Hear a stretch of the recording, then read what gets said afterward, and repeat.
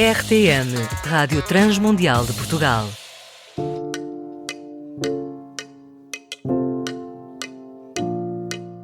Já que estamos no mês dedicado à leitura distópica, é óbvio que não poderíamos deixar de fora uma das mais queridas a nível mundial, principalmente porque traz a evolução de uma personagem feminina e conta toda a sua trajetória de vulnerável a heroína. Por isso, hoje eu apresento-vos a Rebeca Souza, que é mestre em Ciência das Religiões, teóloga e escritora, tendo já lançado o seu primeiro livro, A Lâmina Mais Cortante. E eu sou Ana Margarida e começa agora mais um Entre Linhas.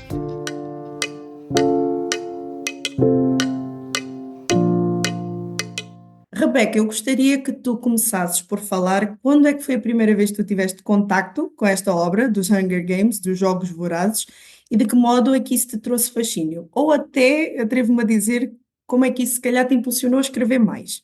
Eu conheci os Jogos Vorazes, os livros, quando eu era adolescente, não vou dizer a idade, não por conta de algum detalhe de vaidade minha, mas porque eu sempre erro as datas, é uma coisa impressionante. E foi uma distopia, foi minha primeira distopia, então me marcou assim demais. E foi por conta dela, por conta da saga em si, que eu comecei a escrever de fato. Eu queria muito ter começado direto de uma fantasia, porque hoje eu escrevo fantasia, né?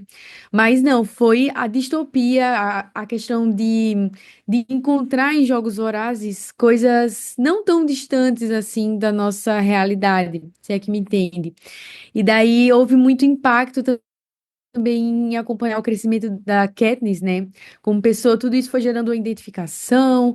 E para ser uma coisa bem engraçada, meu primeiro usuário no Instagram, meu primeiro nome era Rebecca Everdeen, porque eu era fascinada pela Katniss. Então, assim, ter conhecido os Jogos Vorazes, e detalhe, o fato de ser uma distopia tão didática para uma adolescente da minha idade, eu agora posso dizer que eu tinha cerca de 14 anos, muito provavelmente, me impactou muito, porque de fato foi algo que, sabe, quando explode sua mente? Então, assim, realmente impactou meu jeito de escrever, meu jeito de pensar após isso. E foi um marco na minha vida. Principalmente meus irmãos lembram muito dessa fase de Jogos Vorazes, a emoção de ter ido ver as adaptações no cinema, a experiência de reler a mesma história. Inclusive, esse ano eu reli Jogos Vorazes mais uma vez.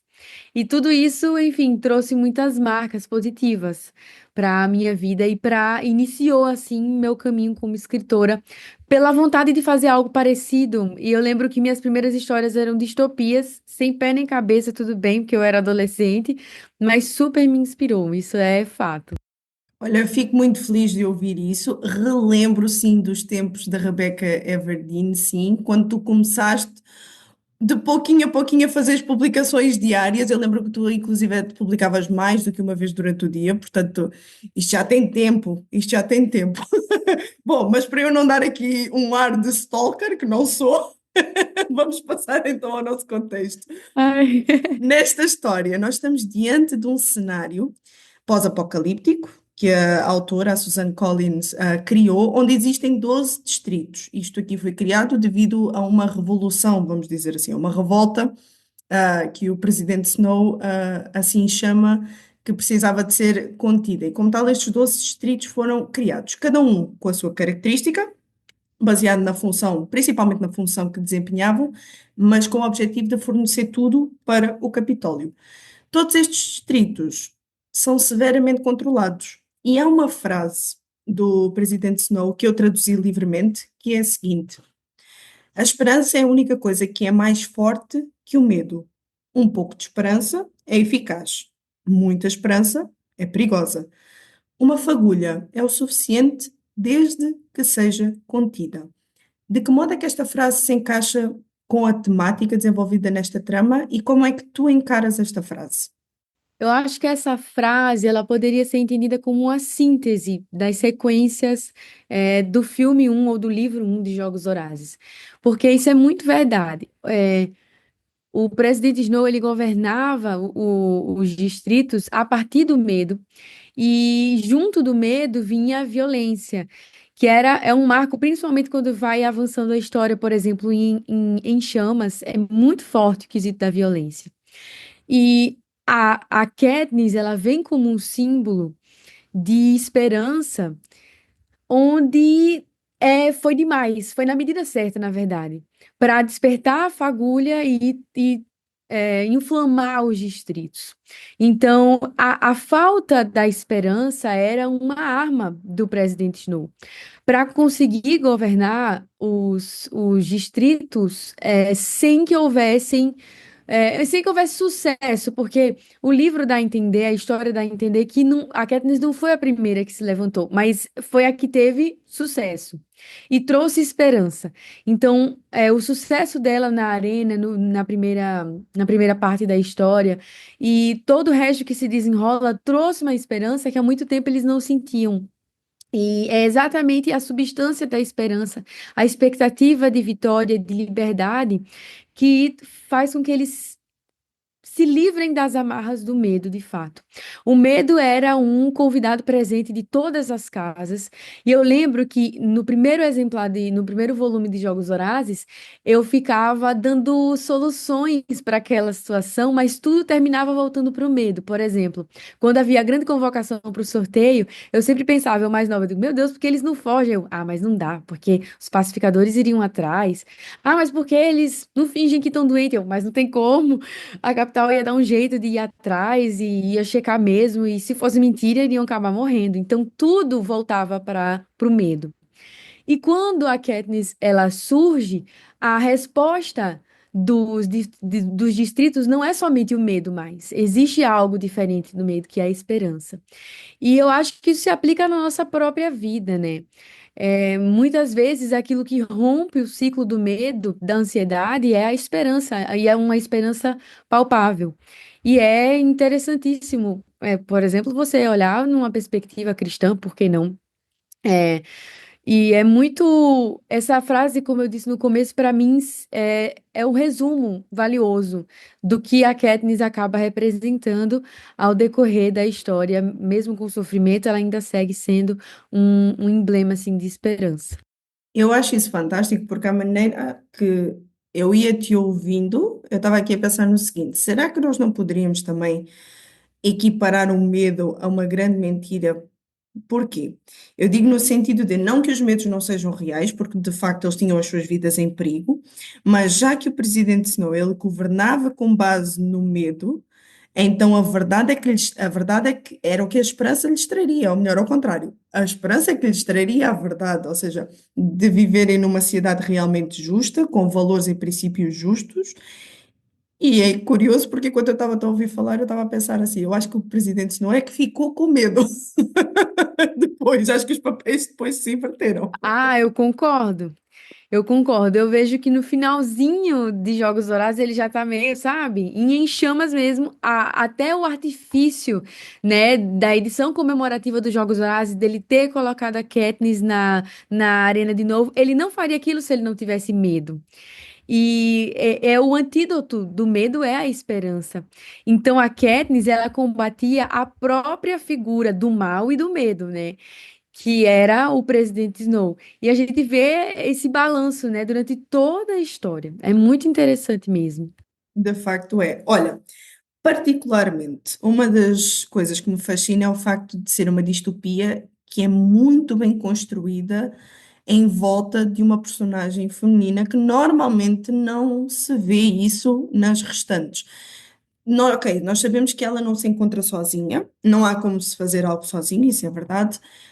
Ainda há espaço para romance, que isso é uma coisa que eu de vez em quando acho muito aleatório. É tipo como se nós pegássemos, por exemplo, também no livro de Ruth, né? Nós sabemos o propósito de todas as coisas, mas há uma fome intensa, duas mulheres completamente vulneráveis, um romance ali no meio. Às vezes fica assim, para quê? Mas havia um propósito, isso aí é outra história. Só que nós conseguimos perceber que há uma constante evolução e também uma grande tomada de consciência pela própria Katniss, à medida que tudo acontece. Qual é então o teu olhar sobre o caráter dela, desde o momento em que ela se voluntaria pela irmã para ir para a arena, até ao momento em que se torna então essa líder pela liberdade? Eu vejo que a Katniss, ela foi construída aos poucos para se tornar quem ela era. Ela nem sempre foi essa líder de modo algum. E eu vejo que tudo começa com ela se voluntariando no lugar da irmã, porque ali ela já tinha colocado no coração dela uma disposição de ser alguém sacrificial, com uma postura sacrificial. Ela sabia que, dentre principalmente os distritos maiores, né, tipo um, tipo 2, a chance dela era mínima. Mas mesmo assim, ela preferia se ver numa posição sacrificial do que ver a Prim morrer. E da mesma forma, quando ela continua sendo esse símbolo de esperança, ela se posiciona novamente como alguém sacrificial, porque ela prefere morrer do que deixar com que a rebelião abaixe. E uma coisa que eu percebo é que ela não chama para si a responsabilidade de ser o todo, ela simplesmente se torna por conta dessa postura sacrificial. Eu acho que ninguém tinha a mesma postura que ela. Muitos são sacrificiais ali. A gente vê personagens que realmente estavam ali para se entregar, mas ninguém era igual a ela. É como se ela já tivesse decidido que ela tinha muito a perder, mas que isso não importava àquela altura. E a gente vê posturas parecidas, mas ninguém é igual a Katniss, na minha opinião. Então ela vai se tornando esse símbolo. A gente vê na Esperança que ela não gosta de fazer as propagandas, ela não gosta daquela roupa, né, das maquiagens, nadinha, ela não gosta. Mas tudo aquilo é importante. E eu acho que isso faz parte do caráter sacrificial da Katniss. Ela não faz somente o que ela quer. Eu achava isso quando eu era adolescente. Mas ela faz muitas coisas que pá, nem precisa no geral. Ela se torna alguém político não porque ela ama a política, é diferente da Coen, por exemplo, mas porque ela vê que ela precisa às vezes se tornar o que outras pessoas precisam, para que ali haja nela uma figura de esperança, de fato. Então ela faz o que ela não gosta, ela faz aqueles comerciais, aqueles recados, ela canta e ela não gosta disso, mas era o que eles precisavam e funciona, a gente vê que funciona. Então eu vejo que ela muda muito, ela amadurece muito. Os problemas dela mudam. O começo, o problema era os jogos horários em si, a questão, o medo do sorteio, a fome, e depois isso muda. E ela vai acompanhando esse crescimento. De fato, às vezes eu concordo que o romance não era necessário, porque eu vejo que a história, eu não gosto nem do Peter nem do Gale. É uma coisa minha desde sempre. Eu gosto da Katniss e gosto da Katniss sozinha. Mas é encantador ver o processo dela. É lindo ver quão sacrificial ela é. A disposição dela, sabe? É muito de entrega mesmo. É um amor muito grande que ela tem pela Prim e por isso ela estende a toda a nação. Ela estende a Rue, ela estende a qualquer oprimido. Eu acho isso muito tocante. E eu acho que isso vai funcionar até para a última pergunta que eu tenho para ti, mas já lá vamos. Quais é que tu achas que são as principais críticas que a autora, a Suzanne Collins, tinha em mente, quando criou esta realidade? Ou seja, temos um Capitólio, temos 12 distritos, que são subjugados a esse Capitólio, e há uma coisa que a mim me mexe muito. Será que uma das críticas não seria, por exemplo, a questão da comunicação social? Porque para já vê-se uma disparidade enorme entre as realidades e depois parece que eles estão meio que aloados, passam todo um glamour, uma festa, uma emoção de pessoas que literalmente vão para o abate. E aquilo esconde muito a intenção do Snow, do presidente Snow, que é governar pelo medo. O que é que tu apontarias como as principais críticas? Eu acho que Jogos Vorazes têm um grande valor porque a história consegue tocar muitas camadas diferentes. Ela consegue criticar muitas coisas, como, por exemplo, esse apontamento seu. Eu concordo, tem uma ponta nisso. Mas eu acho que a maior crítica da Suzanne Collins tem a ver com a origem da história. Ela uma vez estava passando, né, canais da TV. E um canal sucedeu um outro, e esses dois canais seguidos, um estava passando guerras do Iraque e o outro era um reality show, uma balada. E ela diz que as duas coisas começaram a se confundirem de um jeito muito inquietante. E a ideia do livro é justamente essa. Jogos Vorazes em si é como se fosse um reality show, mas não tem festa, é uma guerra, sabe? Como ela viu a guerra do Iraque. E a festa é destinada à capital, que não merece celebração alguma. Então a gente vê que a distopia de Jogos Vorazes ela é capaz de criticar essas camadas da sociedade. E, por exemplo, a gente consegue aplicar o conceito dos jogos vorazes ou o fato da violência gratuita para punir e para, sabe? A gente consegue aplicar na própria internet. O que seria uma cultura do cancelamento, se não um jovem dizimando o outro até que só sobre um santo, até que decidam, a capital decide o que fazer com ele também. A gente viu que as vidas dos jogos vorazes não importam. Existe também um pinguinho do mito grego de Teseu. A Susan Collins parece ter afirmado em alguma entrevista que a Katniss é o Teseu moderno. E faz sentido porque existem gladiadores romanos, existe algo grego e romano na história de Jogos Vorazes. Então, qual é, na minha opinião, as críticas, né? De que a violência gratuita, que muitas vezes é usada para domar e para promover o medo, ela suprime a esperança, ela acaba tornando o mundo refém de coisas como os Jogos Vorazes. Você vê que para a capital os Jogos Vorazes eram entretenimento de fato, menos para as famílias que infelizmente viviam aquela realidade.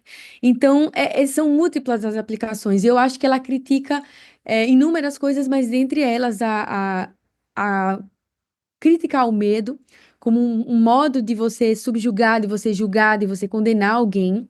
E vejo que os jogos vorazes em si têm essas aplicações na internet, tem essas aplicações do fato de que não é entretenimento para ninguém, o cancelamento em si, na verdade, é uma forma de dizimar alguém, sem você se preocupar com quem está por trás do cancelamento. É um tipo de capital.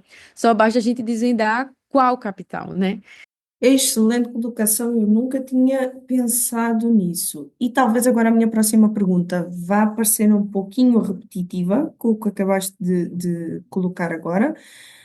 Mas achas que dá então para comparar esta distopia com aquilo que vivemos no momento, ou pensas que é apenas uma chamada de atenção para não continuar ou para não chegarmos até a certo ponto? Porque eu não sei se tu tens a mesma visão ou a mesma opinião que eu, mas às vezes eu noto muito que estes autores eles usam da literatura ahm, com este tipo de cenários quase para mostrar esta voz meio que profética, que eles próprios se calhar podem pensar que seja profética, eu não sei, ou então sou eu que estou a viajar na maionese.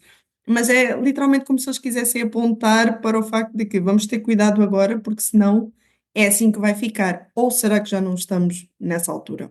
Nossa, eu acho que esse é um dilema, né, das distopias.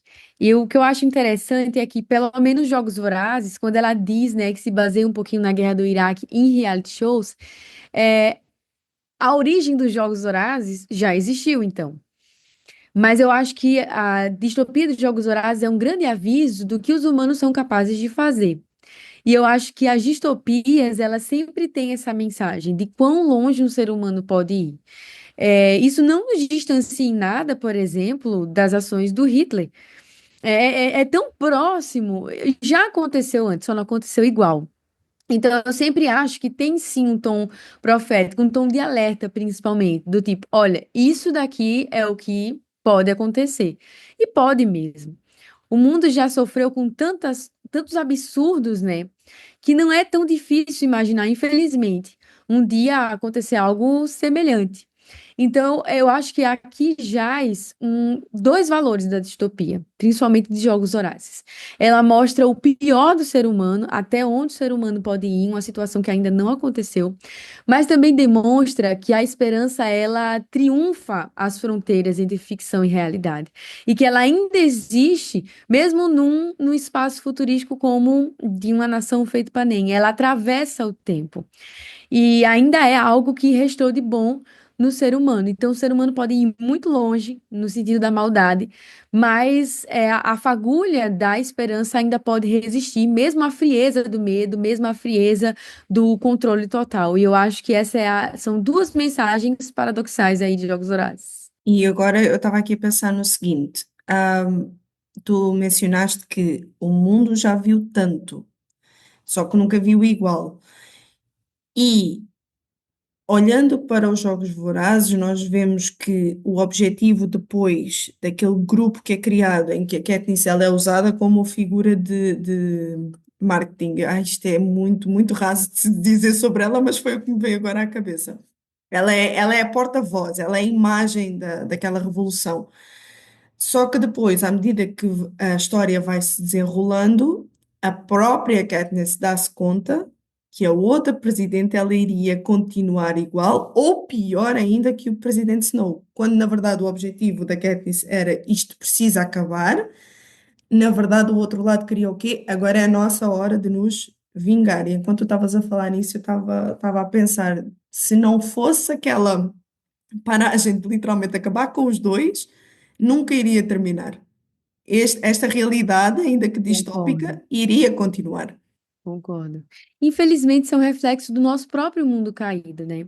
Existem líderes mundiais que fazem promessas de que ele será diferente do próximo, do atual, no caso, né? E quando ele chega ao poder, ele faz igual ou pior. Então, assim, foi um meio violento que a Katniss resolveu, né, acabar com a presidente, mas, infelizmente, ela ia fazer exatamente como você falou. É a nossa vez agora. Ela queria montar os Jogos Horários, gente, com a neta do Snow, pelo amor de Deus. Tipo, pra que a Katniss foi tão longe? Eu entendo totalmente a insatisfação dela. Não tem como. Infelizmente, é o que a gente já vê. Então, é como a gente estava concordando. A gente nunca não vê ainda uns Jogos Horários pronto, mas a gente vê atitudes iguais já na nossa própria história. E quase que me arrisco a perguntar: será que tanta vontade e tanta disposição em colocar toda a força num poder político, digamos assim, é quase compará-lo quase com um poder messiânico, tipo assim, do género agora é que nos vão livrar, e se calhar era isso que a Katniss também, tipo assim, calma, malta, não é bem por aí. Porque senão aqui ninguém é perfeito, não. Aqui ninguém vai conseguir É, estancar o mal. O que é que tu pensas sobre isso. isso? Será que essa também não poderia ser uma crítica?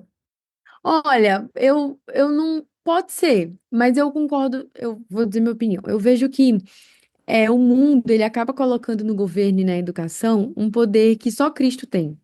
É o poder messiânico, né? De restaurar as coisas. E isso acaba, às vezes, dando margem. Por exemplo, a gente não pode generalizar de que todos os políticos e de que todos os governos são maus. Existem exemplos no mundo de países com educação avançadíssima, gestão justíssima, né? A gente não vai generalizar, mas muitos dos que chegam no governo e fazem coisas más é porque se acham uma espécie de Cristo.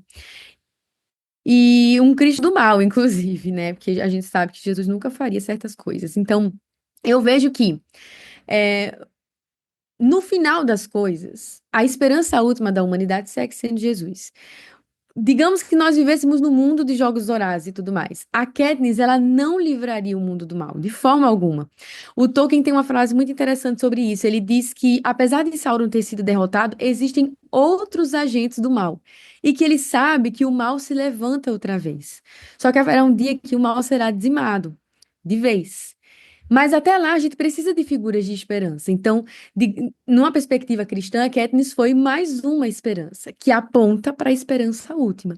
Então, sim, é super possível a gente refletir que não existe um governador perfeito, não existe um presidente perfeito. Todos precisam de redenção. E a redenção de um país não vem por meio de nenhum governo, não vem por meio da educação, não vem mesmo. E a gente vê em Jogos Vorazes isso na prática, né? A gente super simpatiza com a Connie, acha ela super simpática, tudo mais. Quando ela chega no poder, idêntico. Enfim, eu concordo muito com isso, que a gente precisa parar de colocar a nossa esperança, né, nos políticos, porque por mais que alguns sejam bons, até eles podem nos decepcionar ou errar, e faz parte. Mas nossa esperança repousa realmente em Cristo. Olha, e para terminar, há uns tempos atrás, eu não sei precisar há quanto tempo é que foi exatamente, eu estava no YouTube e estava a ver um vídeo no canal da Francine Walsh, onde ela estava a dar um estudo completo de Esther.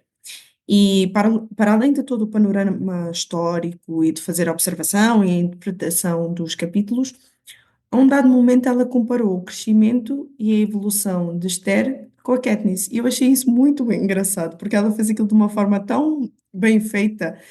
A pergunta que eu te faço é: tu concordas com essa comparação? Porque ela chegou a falar assim, que o autor do livro de Esther relatou muito bem tudo o que acontecia, mas de uma moça que simplesmente é levada, que tem, para já tem um pano de fundo familiar terrível.